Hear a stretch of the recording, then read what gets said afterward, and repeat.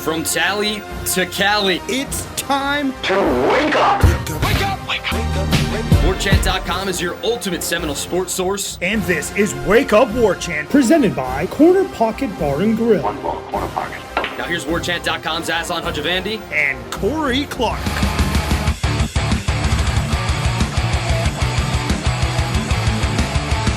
Wake up! What is up, everybody? It's Wake Up Warchant presented by Corner Pocket Bar and Grill. Coming up on today's show, maybe you crazy people weren't that crazy. Should Florida State have opted out of that bowl debacle? Any solutions out there on the horizon to fix this broken bowl system? And that's the team you would go to battle with in 2024 if you don't hit the portal hard. So just how hard must Florida State hit the portal? Wake Up Warchant presented by Corner Pocket Bar and Grill, Tallahassee, Florida, cptallybar.com, the website. You can always hit the QR code on your screen. We'll take you right there on the internet. Got to get in your vehicle, though, to check out the good stuff at 2475 Appalachia Parkway. Monday, half-pound Black Angus burger comes with a side dish of your choice. Straight fries, curly fries, tater tots, side salad, all the good options, all at the Corner Pocket Bar and Grill. Only $8.99 from 11 a.m. to 3 p.m. I don't know. Are they rocking and rolling on New Year's Day at the CP, Corey? That's a great question, Aslan. I'm going to go ahead and assume yes. Okay. So if you're listening to this and you're looking for something to do, go head up to Corner Pocket. And if they're not open, are bad. But I feel like they would be because of all the football. Lots of football. Yeah. Lots of football. Football always on the mind over at warchant.com. Head over to warchant.com, subscribe. Hit the thumbs up if you're listening to us on YouTube. 5-star rating and review as we break through into a new year, everybody. So happy 2024 to everybody. Health and happiness to everybody out there other than whoever at the media hotel stole my charger from my MacBook and the two individuals that were at the power rack at the UFIT in Dania on Saturday that hogged the entire thing for 45 minutes, Corey, doing deadlifts using nothing but the barbell. It was outrageous. Oh, man, that's big time. They're getting swole. Yeah. That set the stage for my angst. That what happened the rest of the day, yeah. I don't even know how to attack this, Corey, but obviously everyone knows Florida State played in the Orange Bowl and lost 63-3 against Georgia. I guess it was everyone's worst fear realized, imagined. I know all of it. Nobody picked Florida State to win that game on the panel for the Warchant Report on staff, but I guess we were hoping that maybe that defense would rise up a few times, but even that defense was hollowed out even further since the last time we all spoke, everybody. But I don't know. I guess just overall 10,000-foot view right now, Corey, the day after the game. It's Sunday as we record this for you folks for your New Year's Monday show. Anything kind of resonating in your mind any further after ruminating on it for another day? Yeah, I had a lot of time to think, Aslan. I drove from after the game. I drove to Tallahassee that night. Stephanie was a trooper. She only slept like the last hour and a half of that drive, and then had all 5 hours on Sunday driving back up to Atlanta to think about it. And I came to the conclusion they should have declined the bowl invite. And that's not a joke. So everybody was right. Everybody was right when they said protests, sit the game out. I don't even think it should have been. Yes, obviously it would have felt like a protest. But with hindsight, I thought Ira wrote a really interesting column, a good column, but also something I hadn't thought of when he wrote about, I guess 2 days before the game, that how pivotal this whole, next week and a half are. The whole offseason. Right. But when it happened, when they were snubbed, and it was the biggest heartbreak probably any of those guys had ever faced as football players anyway, the coaches were all out recruiting. Norvell was in the room with them, but then later that night I think he had 2 in-home visits. I know Adam Fuller was in Orlando. Atkins was apparently on the West Coast. I felt – because it was so unprecedented, I feel like there could have been – if this was going to be the end result – when you're losing 30 players, I think you have to speed up this process very, very quickly. I don't even know if it could have happened, but in that team meeting, and I know Norvell loves to compete, and I know he didn't know who would all be there and who wouldn't be there, but you knew as soon as they were in the playoff, okay, Keon and Verse are done. They're not playing. Maybe Johnny's out, maybe Trey's out, and then it ended up being all of them, essentially, that were draftable. In that moment, maybe poll the team and see if they want to play with the people that are prospective draft picks. having to decide, hey, guys, would you play in this Orange Bowl? Do you think you want to play in this Orange Bowl? Tate, we might be recruiting somebody else to be quarterback, but would you play in this Orange Bowl if we play? And again, this is all in hindsight. This is certainly not something I was saying 3 days ago, but it was 63-3, folks. That wasn't a football game. That was absolute, utter nonsense.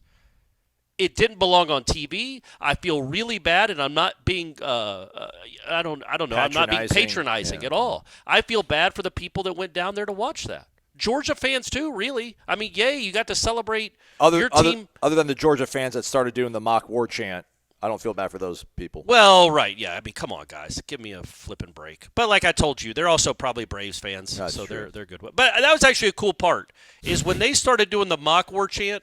The Florida State fans that were left, the marching chiefs started playing, and the Florida State fans that were left started doing it too, but not a mock war chant, a real war chant. Yeah. Because man, that team deserved something like that. I get they didn't deserve what ended up the. No, they didn't. That ended up being on Saturday. It's heartbreaking to think just how talented this team was, how impressive their resume was, and then that's how it had to end. It was an indignity, right? Yeah. I just think it was an utter indignity to what that team was. And if that was the team that was going to take part in a New Year's Six game, if you had any inkling that it was going to look like that, that was just preposterous. And it was an abomination, and it didn't belong being called a college football game. Their winning streak's over because of that nonsense. Now, look, two sides being equal, Georgia fully healthy, Florida State fully healthy. Georgia is favored in the game. They'd probably win it, but it would have been really close. It would have been a fourth quarter game, and that was literally, like I said, I wrote it and I said it on the War Chant Wrap.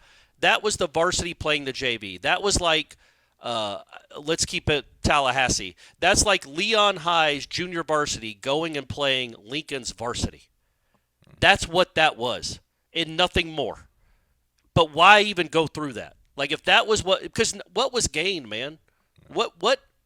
What positive came from it? Nothing for Florida State, unfortunately. Nothing. Brock Glenn looked a little bit better than he did against Louisville. He still had 3 turnovers. Yeah. It didn't throw a touchdown. You scored 3 points. If you're just going to not show up, if you're not going to have the requisite players to compete, then I just think it. In hindsight, again, I know this is all in hindsight. I'm saying this on New Year's Eve.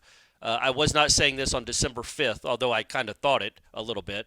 I didn't think you'd have this many guys out. But, I mean, you're down 30 guys. You were down 13 starters, really 14, because all your whole defensive line was done. Fisk, Farmer, Lovett all sat out. Well, only 2 of them are considered starters because you don't start 3 defensive tackles. You get the point. So what was the point of going down there? Yeah. What was the point of going down there? And if you had declined the bowl invite, you still get the money from the ACC. Like somebody from the ACC would have gone to the Orange Bowl. I think that's why remember how the day it happened, the ACC was scrambling to fill bowl slots because they had no idea that Florida State was going to go to the Orange Bowl. So I'm sure they already had Notre Dame or somebody else slated to go to the Orange Bowl and then had to reshuffle everything when Florida State was left out, and then they got sent to the Orange Bowl. Just Florida State could have said, no, we're good. Keep the same bowl schedule that you had already, because that was just an abomination. It was pointless and worthless and did only harm, not much harm. Look, it was a stupid exhibition game, but it was 63-3. Yeah. That team, Florida State, has the indignity of suffering the worst bowl loss in college football history. If that was anywhere on the table, don't go. That's all. I get mad thinking about it just because of this season was so special, and I feel like that was just utterly pointless. Just pointless. It was a pointless competition.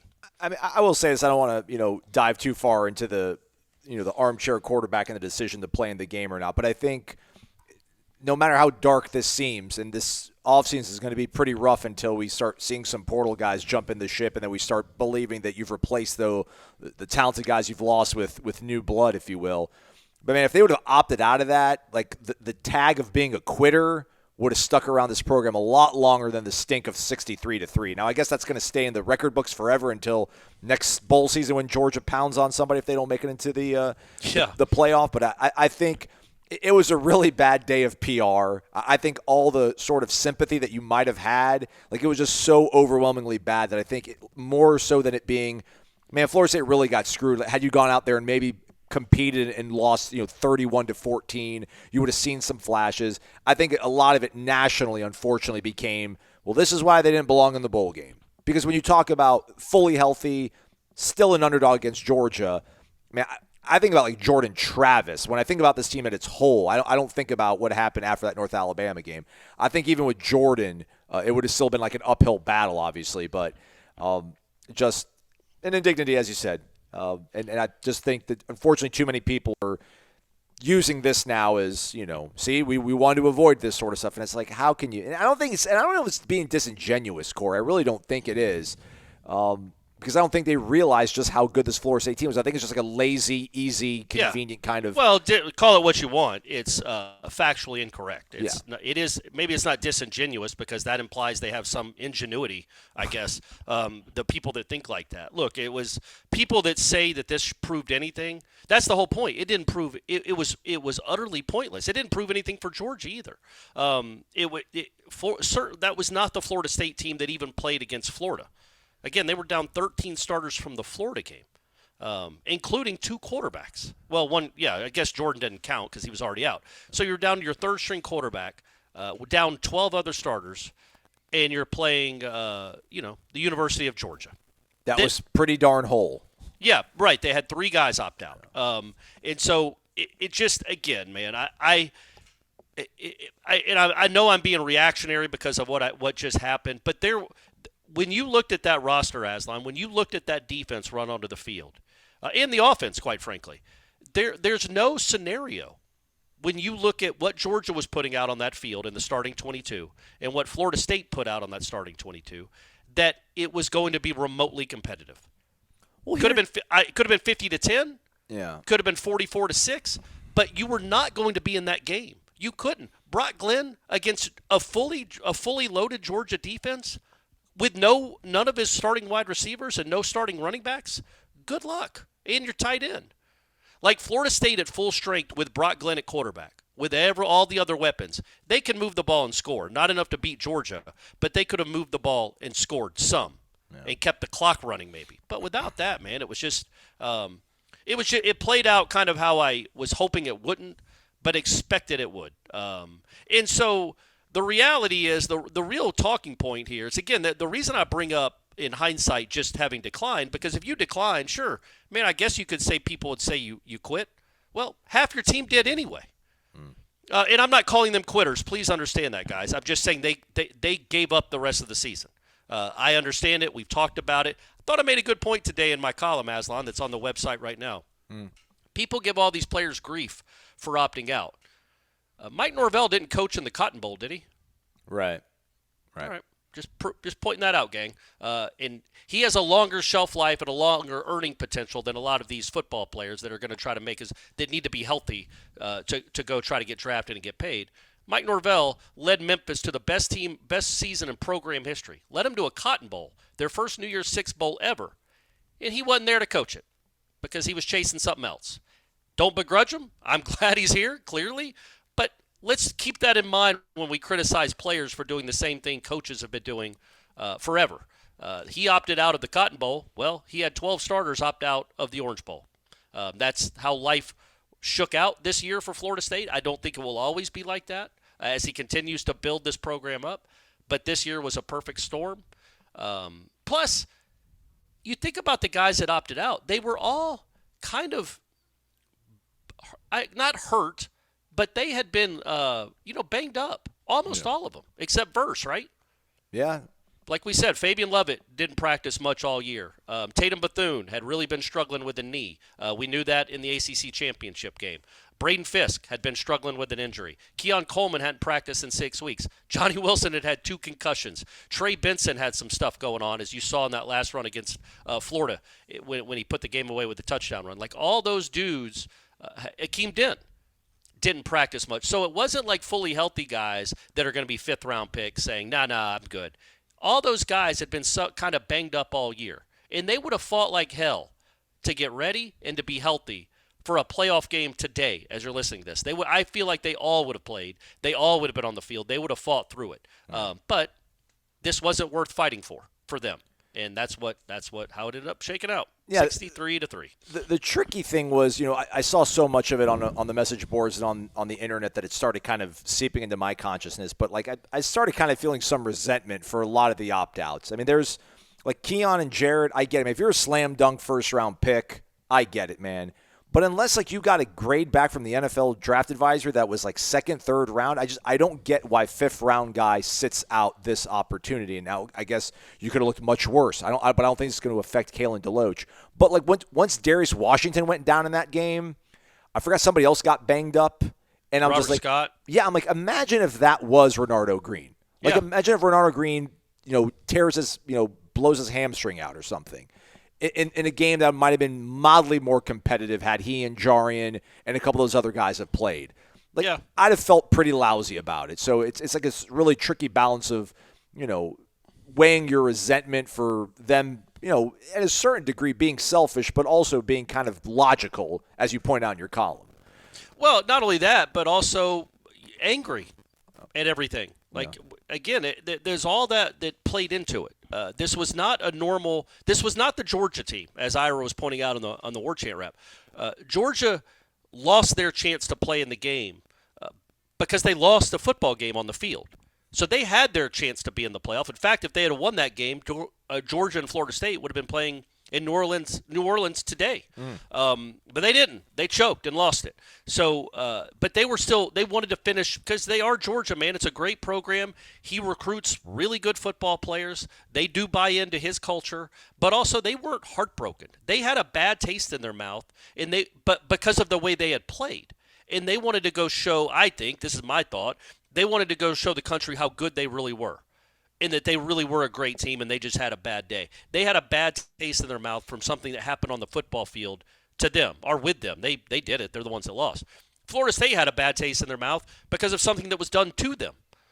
And I just think there's a different mindset and a different philosophy there when, again, when you're told that all 13 of your wins didn't mean enough, why then are you going to go, even if you're a fifth-round pick, and you've been busting your ass all year to get healthy and show up every Saturday for this football program, to then go to Miami to play that juggernaut with some other guys that aren't going to be playing? I get it, man. I get it. Like Renardo Green's, he's probably not going to be he's not a first-day pick. Might not be a second-day pick. I think he's going to be a draft pick. But, okay, go out there and play. That's awesome. For what? Why risk it? Yeah.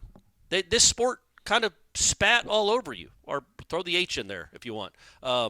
All over you at the end of the year. And so it just moving forward, I think we should talk about two things. Number one, if there's anything that can be done to save the bowls, because this is just going to keep getting worse. This might be the worst it ever gets, but it's always going to be something like this. You guys watch that Ohio State game? That looked like the team that had played all year? Not really. What's the point of that? What was the point of that game? But, how do you bounce back from this? Is this just a stupid exhibition game that you immediately flush, or is there a stench that can come from a historic butt kicking of epic, unseen proportions ever before that can linger over a program? That's what they have to deal with now that they decided to go play that game and lose by 60 points. Well, they didn't decide to. Georgia kind of dictated it, but point taken. How about you take some vitaminenergy.com, everybody. Start your new year off on the right foot. 260 milligrams of all-natural caffeine gives you energy for 7 hours, and depending on which variety you choose, maybe it'll enhance your focus, maybe your mood, maybe your immune response. It's all in one little bottle, less than 2 ounces. You shake it, you take it. That's how easy it is. It's energy with benefits. vitaminenergy.com. The promo code again, Warchant BOGO, Warchant BOGO. Buy one, get one free. Buy 5, get 5 free. That's how it works. 1-to-1 matching you up. The world's first and only clinically proven, clinically tested energy shot to reduce brain fog, enhance your mood, as well as your energy levels. Check them out. They're Florida State alums. Shout out to the GOAT, Joel Davis. Josiah sent me a photo like a week back. I think he did the BOGO. I think he bought 3 and got 3 free. So there you go, Joel. See, nothing gets by that guy. Nothing. Maybe he's going to be better now that he's got the vitamin energy on the palate there. So shaking and take it. VitaminEnergy.com. Promo code is Warchant BOGO. Corey, if 6 of the guys that had opted out had played, other than your first round picks, or I'll include your first round picks, if 6 guys would have played this game that didn't, how much different would it have played out? Do I get to pick the 6? Sure, absolutely. If the whole defensive line is there, okay. So Verse, Fisk, Farmer. Again, Farmer didn't. I hate to say that Fisk and Farmer opted out. Right. I think they're 2 guys. No, that they're hurt. Could've, they're hurt, man. They're injured. But I think if the game meant something, they would have played. That's the impression I got from Norvell. It's not that they just sat out. They didn't make up an injury. It's not like NBA where they the load management or they say, oh, somebody's got an ankle, he can't play. These were legitimate injuries, but I also think they would have played if it mattered. At least Fisk. I think there might be rumors out there that Farmer might have had surgery, but Fisk, to our knowledge, didn't have. But also, I think Bethune would have played. Yeah. So let's say that you have everybody in your front 7 that did not play plays. Fair. And then Bethune is who you're but that's what I mean. Bethune, and then you throw in Johnny and Keon. Okay. You lose by. With 20 Brock, points? With Brock at quarterback or Tate at quarterback? With Brock at quarterback. Okay. You lose by 20 points. Okay. They wouldn't – look, man, the Florida State defense, the starting defense, I know Georgia's different, but Louisville's not horrible. And Florida is an SEC school with some dudes. I mean, heck, they had Georgia's new running back. Florida did. The last 38 drives, that defense was on the field. They gave up 1 touchdown. They gave up 9 in a row on Saturday. And I shouldn't even say they.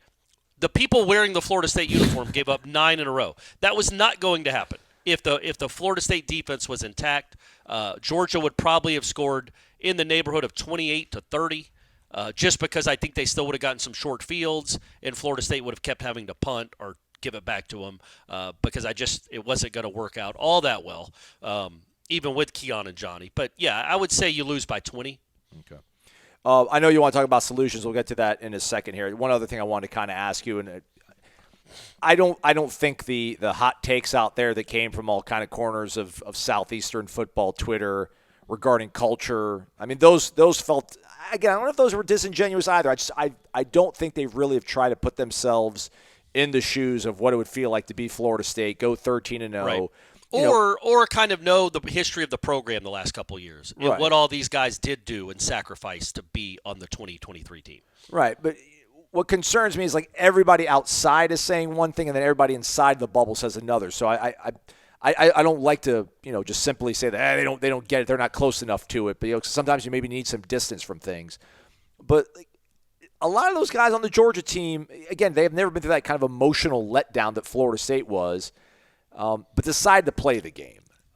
Bryce Young, the number 1 overall pick in the NFL last year, played in quote-unquote meaningless New Year's Six bowl game. Will Anderson, who was a first-round pick, played in a meaningless bowl game for a program that is used to competing for national titles. And I know maybe that's the weird thing here is that Florida State has not competed for a national title in a long time. Georgia has. But you would feel that would make Georgia less inclined to want to play in this game. So I don't want to say it's culture, but there's something – there's got to be something more than just the heartbreak and the disappointment of getting snubbed that put this in motion to where it went to such a huge degree of guys opting out. And maybe we can get into that in terms of how we can fix it. But the culture thing, it's not fair to pin it on that and to pump the chest of Alabama, Nick Saban, Kirby Smart, and Georgia. But I don't know, in 10 years from now, if Mike Norvell's still here and they've won 2 championships, would it be different? It would never be this bad. But do you think it would be as good? Would it be as sustained and kind of intact as Kirby was able to keep his team? I mean, it's hard to say. Yeah, I think so. I just think, Kirby's been there 9 years. He has established a program that is used to winning championships, obviously. And those guys have a lot of pride. And I just think, honestly, when at least at that school right now, typically, if you're not a first or second round pick, you play in the game. I think Bryce Young and Will Anderson are complete and utter anomalies. I don't think that's going to be the case moving forward. In case I know it isn't, I mean, Marvin Harrison didn't play. Jane Daniels didn't play. Caleb Williams didn't play. Drake May didn't play. Half the Miami offense didn't play. Like, it is more, it is more common for the opt-outs for guys that are draftable than not. It's not common to have 13 of them, essentially. It's hard to call Tate an opt-out because he portaled out. To me, opting out is like, I'm not going to play because I'm thinking about playing in the NFL. I'm opting out of this game. Tate portaled out. But, whatever the case may be, you had 30 guys decide they weren't going to play it. Well, 28. Malcolm Ray, shout out. He's in the portal. He played. Thomas Schrader's in the portal. He played. They stayed and played. But Preston it's hard Daniel. to say. Yeah, you're right. Yeah, it's hard to say, man. I don't think it'll ever be like this again. And I think, look, when you got so close to where you wanted to be, you earned your right to be in this spot, and then it's taken away from you. And then you're like, well, Jared's not playing, Johnny's not playing, Keon's not playing, obviously Jordan's not playing. Well, if Fabian's not playing, well, what real shot do we have here? We're going to get beat badly. Why then am I going to play and risk either injury or a horrible film and hurt my future and my draft stock for a team who's already done, a team whose season has already ended? I can see a domino effect, right? Like a snowball effect that isn't normal for most teams, and I don't think will be normal again. Again, there weren't, to me, the culture, Jared Verse came back. Johnny came back. Jordan Travis came back. Keon came here. And they all played and won a championship together. I think that speaks more for the culture, in my opinion, than guys opting out. I think the guys opting out spoke, again, to, number one, what happened in that conference room, but also just where the system is. I mean, there's no incentive to play in these bowl games if they don't matter. They've incentivized championships over nothing else, and if you're not playing for a championship, why play? Florida State last year at least was chasing something, a 10-win season. This year, even 14-0 would have been pretty cool, though, man. Right, but is Jared Verse going to – does it mean that much to Jared Verse? You know what I mean? And if you don't have Jared Verse and Keon and Johnny, and you have a second or third string quarterback, I don't think you think your chances are very good. I think, look, man, weirdly, I think if Jordan Travis was the starting quarterback and somehow they had gotten left out, which I fully in my heart believe they would have, even if Jordan was healthy, and Jordan played in the Orange Bowl, I think half those guys play. Yeah. I just think when you got a third string quarterback, they're not dumb. They saw the film. They can read mock drafts. You got a third string quarterback with all his weapons on offense out. You're like, we don't stand a chance in this one anyway. And I just think that can have a snowball effect, sadly, but that's kind of the nature of this sport right now. And will continue to be until they figure something out. I bit my tongue, by the way, Aslan. Whoa, I think I'm bleeding. Oh, wow. Do we need to take a timeout here? 30-second timeout? You want to check out? No. I'm tough. No one makes you bleed your own blood. Nobody tastes. I don't want to taste my own blood. I taste other people's blood. Yeah. So it's a very just unprecedented thing to kind of deal with here. It was 63-3, though. Yeah, that's man. what's so. Yeah, that's kind of what I wrote. That's in the column. unprecedented as well. That's what I mean. That's what makes it so unprecedented. Is like I wrote in the column about how Ja'Kai in the back of the end zone jumping up and down, waving his arms because Brock Glenn didn't see him. By the way, Ja'Kai, calm that down. You played awesome. You showed up. He wanted to win. Played. He wanted to win. He's like, we need to make plays. Let's not show up our quarterback by jumping up and down and say, hey, I was over here. I don't know that I've ever seen that before. Don't do that again. But Ja'Kai played awesome. Ran hard. Ran very hard. Was the reason they got a few first downs out of the few that they had. But him jumping up and down and waving his arms like that in the end zone was to me was what the Orange Bowl was doing to college football. Yeah. Like, look over here. Look at this. Look at what this has become. Look how ridiculous this is. Not just that all these guys sat out. I mean, again, man, Ohio State just played in the Cotton Bowl. All those people spent all that money to go to that game, and they scored 3 points? I think so. Their best player didn't play. Their quarterback was already at another school. Like, this is just insanity to try to keep these bowl games mattering when, you have Florida State had 53 scholarship players available for that game. Remember, folks, you're allowed 85. They had 53, less than an NFL team, or right at an NFL team.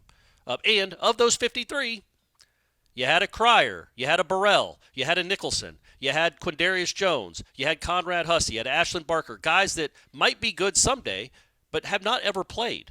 That's the roster you were left. So I think that's what the image of Ja'Kai jumping up and down and waving his arms, to me, was what that game did to the college football bowl system.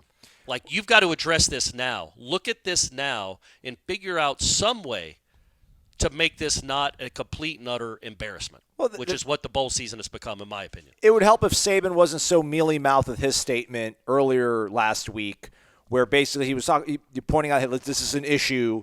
I'm not saying it's bad, but it's an issue. And then Kirby had his, pretty nice kind of, sportsmanship moment in the post-game conference that you quoted in your column, just about, listen, like, what happened to that team on the other sideline is not fair. Right. I don't know how to fix this, but we need to figure. It needs to be fixed. Yeah, that's what he said. It needs to be fixed. You guys need to step up, and I don't. He was a little bit more forthcoming than Saban. Saban, Kirby. I don't know who else has the juice in the sport right now that is a coach. But man, they've got to either come up with like a seed of a solution to say, hey, like, us being around these players, we think this is what will help motivate them to play in these games. Or, like, there needs to be, like, a joint statement by 35 of the Power 5 coaches that, like, we want to create a work group to figure out a way to fix this, because otherwise we're just punting to who? Like, Charlie Baker in the NCAA, Bill Hancock in the College Football Playoff Committee? Like, and I'm not trying to be rude to those people, but, like, what ESPN, we need to go to the television partners. You guys figure out a way to make these things more entertaining and more representative of what the games have been. I don't know who's going to be able to come, and it's all going to come down to money too, right? We're dancing around that too. Like, we need to fix it. It just, nobody wants to say, hey, listen, me as the coach, I'll take $1 million out of my salary to get my guys to play this game. Well, Kirby Smart got like $200,000 for coaching in that game. Yeah. Wouldn't that be something if it was given to the guys that were on the field? Kirby already makes $10 because I feel like million, and that's a nice dollar figure. That won't necessarily break Kirby Smart or Mike Norvell. I think $200,000 probably gets. I think Norvell was even more than that, man. I think he got like an incentive of. Well, some of these coaches, I'm not sure if they get to a New Year's Six bowl, get like $500,000. Right. Well, maybe these athletic departments, if they don't want to lose by 60 points on national TV, they'll figure out a way. And I guess the NCAA would have to figure this out. Or you're more right. You're right, man. ESPN needs to figure it out. Because what were the ratings for that game in the third quarter? Other than Florida and Miami fans hate watching. What were the reasons to watch that game at all? And someone like me that is not comfortable with pay for play, like I'm not, man. And I know what it's done for this program, and I'm appreciative of it. But like at the core of me, I don't like that. I think you can frame a bowl stipend in a pretty palatable way. Because I think, Saban said that for a long time, bowls were a reward for programs and players. And I think we can all feel good about, like, hey, we went 11-1. We're going to the Cotton Bowl. Every player is going to get $50,000 bonus for that. As opposed to, like, all right, we've got to sign this kid to an NIL deal so that he shows up to our campus. I found this out this weekend, too, Cord. Do you know that a lot of these kids actually get money just to visit now? Just to visit you. So next time you see a kid visiting a school and thinking like, oh, man, he really likes them, they're really in the mix, it's just kind of like, well, they can go everywhere and keep collecting check after check after check after check. But I digress. I think there is something in there that can satisfy both sides of this, where it's the pro player aspect and the traditionalist aspect of this, where I think I'm cool with giving a cash pay for play in this bowl game. If like you don't need it if you're playing in the playoff game, but maybe these, the post-Christmas bowl games where a lot of these players are accustomed to playing in big-time games. Because, I don't know, do we need to pay the kids at Coastal Carolina to play in the Myrtle Beach Bowl? But I don't want to feel them You have to feel left You could pay out, them though. a couple hundred. Give them a $50 gas card, something to help them out. No, look, man, I think you could incentivize it, but I don't think it should be on the schools. I think it should be on the broadcast partners or the actual events. How much money have all these Orange Bowl executives made over the years? You want people to show up? You want people to be fired up for your game and not have so many tickets available? I assume they didn't make as much money in that game as they thought they would with Florida State and Georgia. We'll give these kids an incentive to play, and that means Brock Bowers too.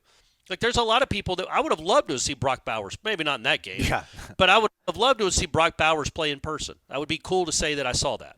And we didn't get a chance. Now, he was hurt, sure, I get it, but I don't know that he would have played either way, even if he wasn't hurt, and they certainly didn't need him. But, yeah, I think you can incentivize it to make it worth their while financially. That's what happens, folks, in real sports and not real sports, professional sports. World Series winners get a higher share. They get paid if they win. The NBA champs, the NBA just gave up, $500,000 a player to the winner of that stupid in-season tournament? Hey, it was great, man. Call it stupid. Those games are really competitive. Sure, it's a silly concept, but it's silly though. It was successful, though. It was successful, and that's a pretty good incentive. Probably not for LeBron. That's his. I don't know what that is. His pizza money. Hey, Michael Jordan doesn't have an in-season tournament title, so I mean, that's right. He is the GOAT. Yeah. That's going to be on his plaque. So there's other avenues to go down, man. And I don't think I'm being reactionary just because I just saw the worst bowl loss in college football history, because it's just getting worse. Like these games that are going to be played today, the other games, they're all going to be missing people. LSU Wisconsin would be a fun game to watch. Oh yeah, Jaden Daniels isn't playing. Ohio State would have been fun. Ohio State versus Missouri with Marvin Harrison going would have been a fun game. It wasn't. All these teams are going to have multiple guys sitting out. It's just what this sport is now. So maybe you can incentivize most of those kids to stay and play in the game. I know a lot of us want to say, what about school spirit? Why don't you just stick with your team and play with your team? I get that side too. I get how disgusting that was to watch on Saturday. I get the anger on that side. I don't want you to think that I'm preaching to you guys or however you say, lecturing you guys on how you should feel about it. Because as I was watching it, I was angry and sad and stupefied. I was angry I was there. And I can tell you who else was angry was Ira Schofel. Oh, my God. Holy crap. Cursing at the top of the Warchant rap was just one of the many litany of things that he was just going off about. Holy moly. Grumpiest old man, that guy. Yeah, But, we get a lot of people get Christmas bonus, end of year bonuses. I think the bowl game can be that financial windfall, if you will, for these players. And I think most people that even are in my camp that don't like the pay for play sort of structure right now would be fine with it. Sure. So that's it could be a part of a collective contract that you sign. Or, David Hale's had this idea forever, and I'm kind of coming around to it because don't put the bowl games as preseason games. Well, do you remember, you remember the Pigskin Classic? Right. Yeah. FSU played BYU in that, and they used to have the Kickoff Classic and the Meadowlands. And even the Florida State-Alabama game was like the Chick-fil-A Classic thing, Kickoff Classic. Yeah. Why not just make that the Chick-fil-A Bowl? And then the players still get the reward of going to that game, getting to do all the stuff that they would get to do anyway, but actually playing a game that matters and putting it at the beginning of the season. But the problem is, what do we do from December 5th to New Year's Day? Well, look, the playoff starts in the middle. It's only 2 weeks without football, and then the playoffs start. So if you're going to do it, imagine the way this worked out. Everybody clears their schedule for week 0. Every team in the country has no week 0 game. And then you go into next year, not a great thing, but you're playing Georgia in the Orange Bowl. That's how you start the season. Not a great way to start the season. It's not, yeah. But better than 63-3, you can also lose most the game with a full roster, and still theoretically, we know it wouldn't happen with the committee, but theoretically you could lose to Georgia by 30 points and still find yourself in a playoff game. Well, you can win the conference. It was just such a dud, man. In this whole bowl season, there have been some good games. There have been some fun games. The Clemson-Kentucky game was good. It was fun. But there have been so many duds and just not real representations of the team. Just not representations of what the team was. And that's not what the bowl season has ever been. It's always been about, man, wouldn't this be a cool matchup to see Florida State versus Ohio State in 1997, two teams that think they should be playing for the national championship. Now they're playing in the Sugar Bowl, and they care, and they're motivated. Well, those days are completely gone, which is why I think the bowl system is forever changed and probably gone. It might be gone in a decade, man. Yeah. It has to be completely altered, though. And Florida State might have been the turning point for it to happen, because you can't look away from that, man. You can't look away from 63-3. You can't ignore that. That was an indictment of the entire system, that debacle. One final 5-minute segment coming up, but don't forget mybookie.ag. You can bet anything, anytime, anywhere. And when you use the promo code WARCHANT when you sign up for the first time, you get an instant cash deposit bonus. That's right. You put money in and they give you more money on top of that. Live betting, live casino, future bets, everything over at mybookie.ag. Let's get crazy. Let's go with a bunch of overs. LSU, Wisconsin, 57, over. Tennessee, Iowa. Yeah, Iowa, 36. No, I don't know, Joe Milton. Still going to say the over. And we're going to take Oregon minus 18. What do you think about the playoff games, though, Corey? Michigan minus 2 against Alabama in Pasadena in the Rose Bowl. And right now, Texas favored by 4 in New Orleans against Washington, the nightcap later tonight. I think Texas wins handily, and I think Alabama wins outright. All right. That's great. Just because why wouldn't they? Yeah. That's not what I want. That's what nobody wants. So that means that's exactly what will happen. All right, well, I hope they don't win going away, Texas. I hope there's some good competitive football because I'm driving back from my mother's house to Tallahassee today so I can watch and enjoy these games to get the 63-3 off my palate. Get some wins to start your season off. Do it at mybookie.ag. Again, the promo code is WARCHANT. Corey, this is maybe not the best way to go out on our first show of the year, but you said you liked the way Ja'Kai played. I agree. I think there was some stuff from Brock that looked pretty cool that you're like, okay, there's some stuff that we can probably work with. Yep. Other than that, though, you had to kind of maybe squint really hard. And, again, it's not representative of what these kids can be after 15 more spring practices and a full preseason. This coaching staff has shown the ability to develop players. But did it underscore the vast sort of gap between – high school elite recruiting over multiple years of what Kirby's been able to do and what Florida State can do? Yeah. How does this affect maybe your outlook on what Florida State can be next year, and just how has the number moved up in your head to what they need to do in the portal in terms of getting X amount of players to replace Jordan gone, Jared gone, Keon, Johnny, Jaheim, Trey?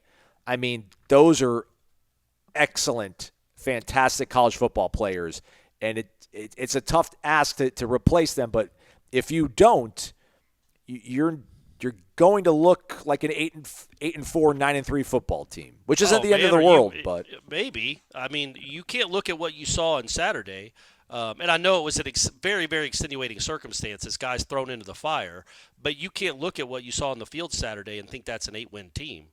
Look, the defense, who didn't play that will play next year? Farmer? That's it. Yeah. Like I'm talking about currently on the roster. Right. That's it. So that's what you have, gang. And on offense, that's what you have, except Toafili. Toafili will be back, but all those other guys, none of the guys that sat out on offense, they're all gone. So that's what your offense, as it stands right now, the roster stands right now, that's what your football team looks like, save for 22 freshmen coming in, and most of them won't be able to help you. That being said, I think Cryer has a chance. I think Nicholson has a chance. I think that was good experience for both of them. They didn't play well, clearly, as a defense. I actually thought Cryer played pretty well, but they're going to get better. They're going to get stronger. They're going to get bigger. That's what freshmen do. But that's your linebacking core. That's it. That's what you got right now. That's your secondary. So, yeah, it was all exposed. Like what you need to do. And you also need to keep in mind, like those guys, the defense that you saw on Saturday, I do want to point this out because I was thinking about it with my 11 hours in the car the last day. Hey, you can fly. It's your choice, Corey. Come on. Nobody does that anymore. I think that there were so many guys open. Like, look, some of those throws down the sideline that the Bell kid made, just great catches. What are you going to do? Yeah. A lot of their completions were just wide open dudes. That's lack of communication. And that's easy bad runs communication. and holes, wide, gaping holes being formed. That was 2020 stuff. Yeah. And that's 2020 happened because you had a lot of dudes that didn't get to practice together, that didn't know each other, that were young and inexperienced, trying to learn on the fly. That's what Saturday was. Give them a whole offseason to work together. Give them a spring practice to work alongside each other. And they will get better. The communication won't be that bad. Now, they might not be – you might not have a Jared Verse. You might not have a Braden Fisk. But you'll have guys that will most likely be where they're supposed to be. It wasn't a lack of talent necessarily, not in all cases. It was just a lack of experience. Like, that's why guys are running wide open, because guys don't know, the defenders don't know what they're supposed to be doing. Why would they? They've been practicing together for 7 days, not 150. Like, a lot of the guys that played, like Jabril Rawls and people like that, were scout team defenders. And now they're playing in the game against Georgia. Quindarius Jones didn't get a meaningful rep all year. Well, now Cypress gets hurt. He's in the game for the last 3 quarters. So just know that's not who they are. That doesn't define what their careers will be. They will all get better. But will they be good enough? Will they improve enough in the next 9 months to get you in the playoff conversation? That, to me, is a long way of answering, yeah, go hit the portal. Get yourself something. I literally almost at every position. I was really disappointed with the wide receiver play. I don't even know if I say the play. Like, just the production. Well, Kentron, I thought, played great, too. We haven't said his name. It's like, you know what? We know he's good. We know he can be good. We've seen it. I wanted all the other guys that had not done anything in a game to do it. But no, the only guys that did anything were Kentron and Ja'Kai, and we know what they are anyway. Yeah. Now, look, I don't think we really know the full extent of Kentron because he just can't get his feet under him. He's a good player, like we talked about a lot. He was the best wide receiver in the spring before Keon came. He can be a number 2 wide receiver on an absolutely. ACC championship team. I 100% agree with that. Yeah. But who's the one? Yeah. We think guys will be it. We think guys are going to improve. But until you do it in a game, you aren't a number 1. So I think wide receiver, you need to maybe go get yourself something. I know you got 4 guys coming in, but they're freshmen. 10. I'm just saying, Court, 10. If they don't get at least 9 to 10 players in the portal that are like high-end guys that have done stuff, I don't want to say disappointed, but just the feeling of this being sustained kind of maybe is in jeopardy. At least, for next year. Not Norvell's tenure, but or the way he can build this program ultimately, but like building off this and making it your sort of I agree, man. I think almost at every position. I think running back, unless you're counting on those 2 freshmen to come in and play immediately, I think you might need to go get yourself one there. Quarterback, obviously.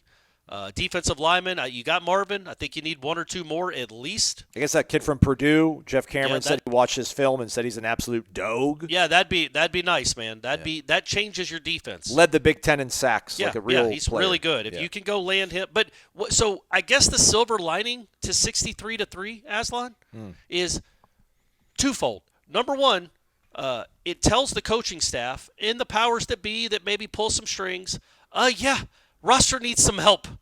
Let's make this. Let's get the roster upgraded a little bit. And 2, it shows people in the portal. You know what? I think I got a chance to play at Florida State. Looks like they could use me. Looks like they got some holes to fill. I think that's where the silver lining comes from 63-3.